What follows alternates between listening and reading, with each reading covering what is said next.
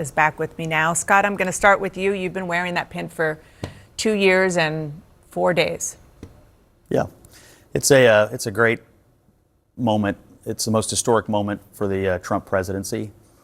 I was in Israel this summer and met with some of the hostage families and the mother of one, Alon Ohel. And, you know, when you meet with these people, you realize just how broken their lives have been and how they've been running around the world trying to maintain visibility for the hostages. And they're going to finally get their family back. I worry about the hostages. I worry about what condition they're going to be in. I think in the case of Alon, I think there's a belief that maybe he's blind in one eye and he's been injured. But I don't know what's going to happen after this. You know, internal politics in Israel, maintaining the peace and finding a way to de-radicalize a lot of radical people in the Gaza. But it's going to be a great, great moment for the world when these hostages finally come out. And honestly, if not but for Donald Trump, I don't think it would be happening. And I'm very proud of our president because it shows what an engaged and pragmatic leader of the United States can do on the world stage. The human toll of this has been devastating and has rallied people around the world in a way we haven't seen before. Yeah. Israeli hostages, Palestinian victims, 60,000 plus, 20,000 children. And the idea that the United States power up until now, up until Trump, had not been really put on the line to put an end to this. There were negotiations and discussions, but the challenging of Bibi Netanyahu's agenda came from within Israel and had been. They've been consistently saying they want hostages released, end the war in Gaza.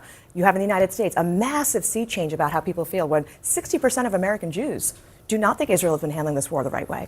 And so for the United States to really just step in and say to Netanyahu directly, this is on you, you need to make some different choices, is very different than I think how we've seen the previous administration behave. And that is what creates change, American power being used to save lives. Well, yeah, President Trump definitely has a lot more sway over Bibi Netanyahu than perhaps Joe Biden did. But you also have to have lots of other factors, including the Arab world being ready to step in and step up. And that also is happening. Well, sure. And President Trump has sway over Bibi Netanyahu because he backs Bibi Netanyahu. The two of the men are so close and trust each other so much.